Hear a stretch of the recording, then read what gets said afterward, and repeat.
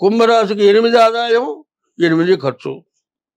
కుంభరాశికి 6 రాజపూజ్యం, 7 రాజపూజ్యం, 7 రాజావమానం. విశ్వావసునామ సంవత్సరం గోచార ఫలితాలు చెప్పుకుందాం.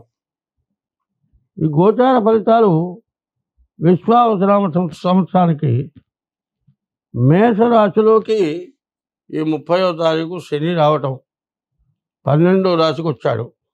అయితే ఈ మేషరాశికి ఏలునాటి శని ప్రారంభం అయింది. ఈ ఏలునాటి శని సంవత్సరాలతో కూడా ప్రారంభమవుతుంది. అందులో మరి 30వ తారీఖున 6 గ్రహాలు ఒకచోట చేరినాయి. షడ్గ్రహ కూటమి కాబట్టి ద్వాదశాంతో వ్యయోరిప, ద్వాదశంలో ఎక్కువ ఖర్చులు ఉంటాయని చెప్పి ఉన్నది. కానీ గురువు కానీ, కుజుడు కానీ, కేతువు కానీ బాగున్నారు. కుంభరాశి ఇప్పుడు చెప్పబోయేది.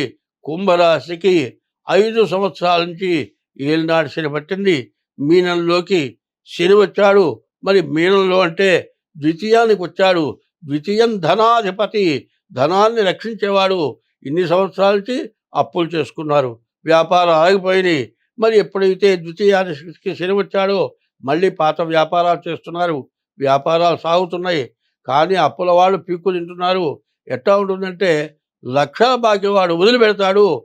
1000 రూపాయలు ఇవ్వాల్సిన వాడు 1000 రూపాయలు లేవని దగ్గర ముందు 1000 రూపాయలు ఇచ్చి కదలమంటాడు. చొక్కా పట్టుకుంటాడు. చచ్చిపోదాం అనిపిస్తుంది. ఇంతమంది సమాధానం చెప్పారు, 1000కి సమాధానం చెప్పలేకపోయినా అనుకుంటాడు.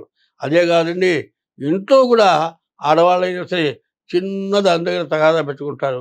ఈ పిల్లలతో కాపురం చేయకూడదు, చావటం మంచిది అనేటువంటి, మరణానికి పోదామనేటువంటి ఆలోచనలు రాకుండా చూసుకోవాలి.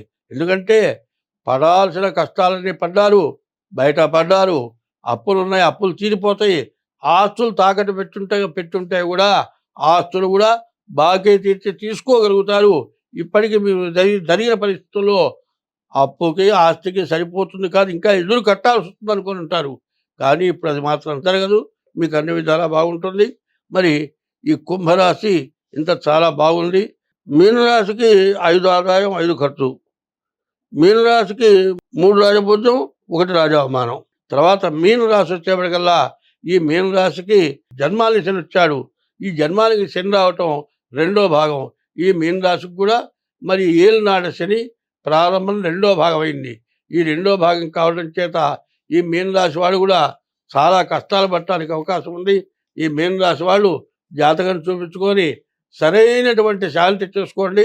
మీకు అన్ని విధాలా బాగుంటుంది. స్వస్తి.